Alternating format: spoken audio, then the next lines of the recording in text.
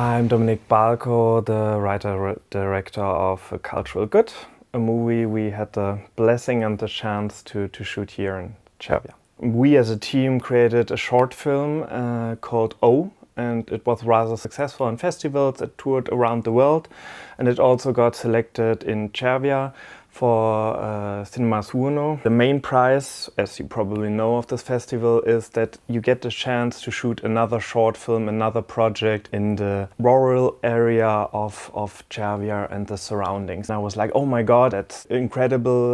Let me see how I can include people from the O project, from my last short film. It's not like I came with a project I already had in mind and I'm just putting it onto the city.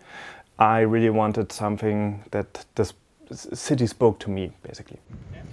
I've been many times to Italy, but never here. Of course, I knew it's at the water side. Here are many opportunities. The festival organizers really helped me, like showing me all the places. So we've been to Woodpecker, to the theater, to the city hall, to graveyards, to the seaside. Through this location scouting days last summer, an outline for a story basically came to be. I wanted to be inspired by the city itself when I'm there.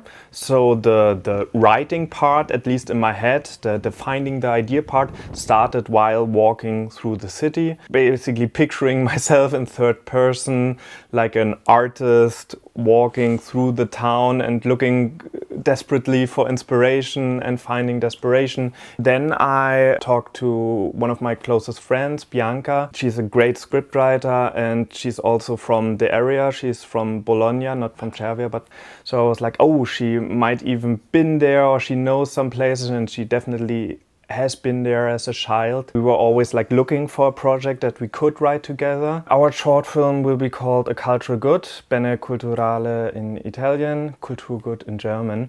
And it's basically about the struggle with creative process, but also about the romanticization, the false romanticization, in my point of view, of the creative process and the struggles it endures on other people, the problems, the misogyny that could come with it. I'm Nadine, the assistant director to Dominik's movie Kulturgut. The movie conflicts with art, the artist and his muse. It questions how far an artist should go to be able to put out his art. If we celebrate past artists, should we question them? Should we just enjoy their art? Or should we question them about their behavior in the past? So this movie, to me especially, is how we should divide art and the artist. I'm quite glad that Dominik got me and Bianca on board, especially for this topic and how the movie is written, because Bianca and I can put on our female view on this whole topic. And especially for the story we are telling, I think it's very, very important. I was so happy about the whole crew. I mean, the most fun thing was that I had the opportunity to bring 3 of my closest friends with me to Cervia. Jakob, the director of photography, Nadine, my assistant director and co-producer, and we talked about her, Bianca, the co-writer and assistant camera person. So this was the perfect setting for me to work with 3 of my closest friends. I'm Jakob Kreuzburg. I'm the director of photography of our project Kulturgut. I really enjoy to film in other countries. The world is so different from our normal German view, and you have in these projects the chance to get much more in the culture by the story, but also by the people. While I talk with Dominik about the style and the look of this movie, we come very fast to the conclusion that it has an old-fashioned look, like the old movies from Italy from the 70s or much more older. So we try to create this old look with very old anamorphics. So this was the greatest challenge to bring these 2 parts together, a very old-fashioned part of filmmaking, and bring this in the future to be very mobile, that we have a lot of flexibility on location. Before I shoot in other areas in Italy, for example in Venice or on Elba Island, but Cervia has more different corners. You go through the city and you make a steps in a lot of different centuries, and not also centuries, but also between the last century a lot. You find very old-fashioned look places, but also very modern buildings and a lot of very special buildings, all fabric buildings, all devastated buildings, but also a lot of tourist areas. So you have all opportunities to find every location you want for every movie. When the story came to be and came together, I was rather sure that I want the town to be completely empty. And I was in the peak of tourist season, so it was crowded as hell. And seeing it in winter, I asked for pictures, how does it look when it's off season, when the beaches are closed. The decision was really quickly made. Okay, you have to shoot between October and Easter, basically. And like October would have been too early, but so we talked about it. We decided, okay, we don't want Christmas lights in December. So then at some point it was really clear that it has to be February or March to get the story the way we wanted, and the mood to be very isolated and empty and abandoned. Nadine was the lead actress with my last short film, O. We were like, okay, main part of the crew will be from Italy, but I can bring some key departments. And when I showed Nadine the script, she was like, okay, whatever it is, and wherever I sleep, if it's on the floor or if I buy myself a hotel room, whatever, I want to be included. I want to help in person over there. And I was like, okay, then I don't really have an assistant director yet. I asked Dominik if he can give me any kind of job at that set. Yes, he gave me the directing assistant.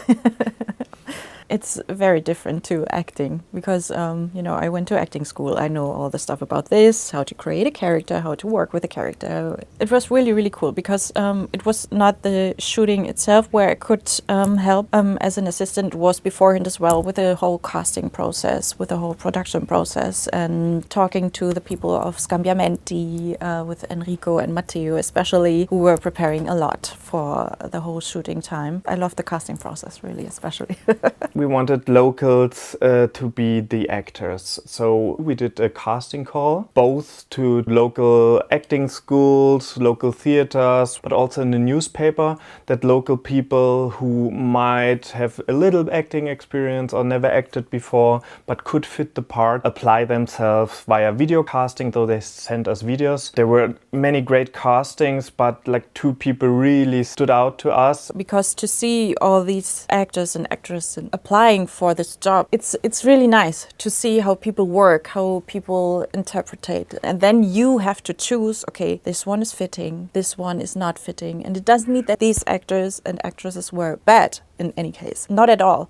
It's just, okay, you have this image in your head, how can we get the conclusion that we get the right image for the right actor? But actually this was quite easy because to choose Eleonora and Massimo, we thought the same, okay, these are the actors we need for that movie. And gladly they said yes. We are so happy that when we asked them, okay, we really want you for that, they made it happen and made it possible to help us, make this film happen. Siamo qui a Cervia in centro con il nostro attore protagonista del film, Massimo Magnani. È stato un ruolo molto interessante perché non c'era praticamente testo, quindi non ho dovuto usare tanto la memoria, quindi perfetto, benissimo, e però un film, una parte molto intensa, molto piena di emozioni contrastanti, e quindi mi sono divertito molto, insomma. Quindi dai, è stata una gran bella esperienza con un gruppo fantastico, con una professionalità incredibile, Dominik è geniale, tutta la troupe. Io sono Eleonora Landi e sono un'attrice di Bologna e faccio parte del set di Kulturgut. E il mio personaggio si chiama La Musa. Diciamo che rispetto al personaggio maschile, il cortometraggio invece vuole cercare di non creare un immaginario della donna come una donna angelica, ma come effettivamente l'uomo la vede, e rischiando di vederla solo in questo modo, poi dopo... E l'attore che interpreta il pittore è Massimo, Mi sto trovando molto bene con lui, ci siamo conosciuti il primo giorno che sono arrivata, ma subito linkato molto bene. Devo dire che mi guardava, non mi conosce personalmente, e c'è stato un momento che mi guardava come per dire ma sei così o fai finta? E non lo so, mi è venuto il dubbio, magari sì, forse sono proprio così. Sei rimasto un po' dentro il personaggio? Sì, non ne sono più uscito. È stato un lavoro di squadra veramente di alto livello, questa è la verità. Questa è la verità. E soprattutto il lavoro che avete fatto voi dietro le quinte è stato veramente importante. Our base in Italy, in Cervia, was basically around Scambiamenti. They organized basically everything, and we had Matteo and Enrico organizing all the locations, all the stuff, making the casting for the actors possible, making allowances possible, talking to the police so they can block streets. And then behind them there was a big team, and I think I met all of them, but no, there was some guy or girl from Finland I never met, or Denmark, and again there was so many people behind the scenes doing stuff that I'm right now feeling really bad that I can't tell you all the names and all the people. Definitely watch the credits, they will be named there, and we're really thankful for all of their contributions and all of their works, but there were so many other people behind the scenes, and some of them had worked in film projects, either they're studying film or they had in the past films they made happen in the city with the contribution of the city. So there was some sort of workflow and some ideas, but every project is very different. I saw some of the old movies. This project was, what I was told, very, very different in some of the ideas and the ambitions we brought to it. I think we're the first people who asked for church, for graveyard, for fire at the beach. There were multiple things that were first, I think, for them to organize. They were such troubleshooters. So I'm really thankful that these guys have been on board on our set. Girare Kulturgut è stata un'esperienza bellissima, abbiamo coinvolto veramente tutta quanta la città. Quando ci sono arrivate da parte del regista le richieste di tutte le attrezzature, di tutti i luoghi, è stato qualcosa di molto sfidante. Sicuramente non ce l'avremmo fatta senza la collaborazione di tutti quanti i cittadini che hanno dato una grande mano. Chi ha messo a disposizione l'abitazione e fino ad arrivare a chi ha messo a disposizione proprio una barca, quindi siamo veramente contenti perché il vero valore aggiunto di questo progetto, al di là della capacità artistica da parte del regista e della sua squadra di lavoro, la capacità e il vero valore aggiunto del progetto è quello di mettere insieme le persone per fare un film non solamente a Cervia ma anche forse di Cervia con Cervia, ecco, diciamo così. Ciao, io sono Enrico Piraccini, ho fatto parte del set di Kulturgut, ma prima ancora sono un operatore di scambiamenti spazio culturale e come tale mi occupo di progetti quali Cinemasuono e Radio Social Cost. Ormai da diversi anni che faccio del mio meglio per realizzare i cortometraggi dei vincitori di Cinemasuono. Da quando sono qui a Scambiamenti, questo è il terzo set che abbiamo affrontato insieme. È stato un set incredibile, assurdo, completamente diverso da quello che avevamo fatto prima. Sono veramente grato di aver conosciuto Dominik, Nadine, Bianca, Jacob e tutte le altre persone sul set. Insomma, abbiamo creato una piccola famiglia, certo è durato una settimana, ma per quella settimana c'era una connessione e un'energia, c'è uno spirito che è unico di Cinemasuono. Sì, è vero, stiamo facendo un cortometraggio e questo lo si fa in tante maniere, in tanti contesti, ma questo tipo di produzione è qualcosa che viene quasi dal profondo, mi verrebbe da dire, e anche da uno spirito che è puramente radicato nella città, nelle persone che la abitano, nella volontà e nella passione di riuscire a portare qualcosa che è sempre stato nostro in un'altra dimensione, dandogli così un valore aggiunto, quindi anche creando interconnessioni che sarebbero state impensabili prima. Ad esempio anche gli stessi registi che hanno collaborato con noi si parlano l'uno con l'altro, è tutto un ciclo continuo che si autoalimenta e questo è bellissimo, è incredibile anche perché è tutto quanto condotto da una semplice, quasi primigenia voglia di creare bellezza, senza limiti e anche senza giudizio. E questo è qualcosa che ha un valore inestimabile. I always love to remember the situation when we were shooting in the street and it was raining and we had all our technical equipment and the woman we were shooting the door at, She was so helpful. She opened up her door, said, come on in, guys. And we could put our technical stuff in there, and we just had a 1-minute walk to set. So it was really, really nice. She was really, really helpful. Venite su, dai, venite. Salve, lei è la signora? Claudia Bucellari, E abita? in via 20 settembre a Cervia. È successo qualcosa in via 20 settembre qui a Cervia nelle ultime settimane? Sì, sono venuti dei ragazzi a girare un film. E quindi lei ha offerto la location fondamentalmente? Sì, mi hanno chiesto di girare delle riprese, gli ho dato il permesso. Beh, hanno usato anche la sua finestra, mi Esatto. pare. Io saluterei nel frattempo anche la nostra co-star Milly, che oggi è in mood particolarmente giocoso e sta massacrando un povero pupazzo. Saluta Milly.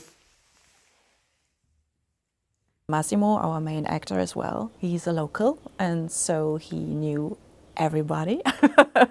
And he got us a stunt double for the shooting at the sea. And Maurizio, best stuntman in town, and he gave us his boat, and he got to the sea and helped us with shooting the scene, and I hope you see it in the movie. It's really, really cool. Maurizio, he was a very helpful man, great stuntman. He gave it his everything. He was the only person who knew how to operate the boat, so we tried to help him as much as possible and get wet as much as possible to make it happen. But this was definitely a very power-draining process to get these short moments and scenes of the boat arriving in the opening of the movie. I'm still contemplating if it was a good idea or a bad idea to do it the first thing on the first day. I think everything else afterwards was mostly easier for everybody. I think it was a good, like in Germany we say Feuertaufe, Google the word, as a warm-up for everybody and a status quo. Okay, this is the worst the production will be. Mi chiamo Maurizio Tirapani, sono stato coinvolto da Massimo Magnani come controfigura e stuntman. Perché tu hai fatto tantissime cose per questo film, allora diciamolo subito. Hai guidato una barca, hai fornito appunto l'imbarcazione, perché la barca che si vedrà nel film è la tua, e poi sei tu che la guidi. La barca in particolare c'è una storia estremamente affascinante. Ce la vuoi raccontare un po' veramente in tempo breve? La barca è un dinghy 12 piedi, stazza internazionale, è nata nel 1913. L'ideazione della barca ha oltre 100 anni. La mia barca è di legno, è del 1956, ancora viene utilizzata in Italia anche per fare regate. Ha un nome la barca? Ha un nome ed è una specie di acronimo imperfetto dei nomi di battesimo delle mie 2 figlie e l'ho chiamata Ariosa. È la prima volta che prendi parte alla produzione di un film? Assolutamente sì. Come ti sei trovato? Vorremmo 2 opinioni. La cosa mi ha inizialmente incuriosito, poi divertito. La troupe giovane, molto simpatica, e devo dire che mi consideravo più bello del protagonista e quindi ho avuto la tentazione di avvelenarlo per prendere il suo posto, ma poi mi hanno raccontato la trama e ho deciso che diciamo che andava bene fare la controfigura e lo stuntman. Anche perché hai già avuto abbastanza problemi, considerato che abbiamo girato in inverno e il mare d'inverno può essere bello, ma forse con i piedi all'asciutto. Ma siamo stati molto fortunati perché è una giornata di sole abbastanza calda e l'acqua fresca non è mai stato un problema. Perché Cervia è bella anche in inverno. È molto bella, anzi spesso è più bella d'inverno quando non c'è nessuno e si può godere dell'infinito. I think really unique in Cervia was the people from the city, the people that help us to make this movie possible. We were welcome on every corner. The main difference to shoot in Cervia and not in Germany is that you can drink red wine in the lunchtime. I've been to so many good food places and I ate so often so good. Eating in Cervia wherever you go, or most of the times, were like 10 out of 10, and if I had a bad day I ate a 9 out of 10 meal, so I was really fortunate with my time eating in Cervia. Yeah. Ciao a tutti, sono Beatrice De Lorenzi, proprietaria dell'Osteria Bar Liberio di Montaletto di Cervia. E qui siamo non però nel ristorante ma in una chiesa. No, qui siamo nella chiesa di mia proprietà una delle poche in Italia ad avere una chiesa e che appunto fa parte di tutta la struttura che abbiamo insieme all'Osteria Bar Liberio. Ho dato la possibilità insieme a ragazzi di Cinemasuono di sfruttare, di utilizzare quella che è appunto la chiesa per girare la scena di un film e sono stata super entusiasta di questa cosa perché si concilia perfettamente poi con la mia idea di dare da mangiare ma anche di dare spazio a quello che è il cinema, la musica e la cultura. C'è già stato un musicista qualche anno fa americano che ha fatto un concertino in forma privata, però è stata una figata pazzesca e quindi il fatto di aver ospitato un regista è stato un grande onore, anche perché comunque è sempre importante, come dico sempre, dare spazio a quello che è l'arte in ogni sua forma e grazie appunto anche a questo bellissimo progetto si è dato la possibilità anche di dare spazio e dare così importanza anche al luogo, al territorio. Noi ti ringraziamo molto, Beatrice. Grazie a voi e viva il cinema sempre!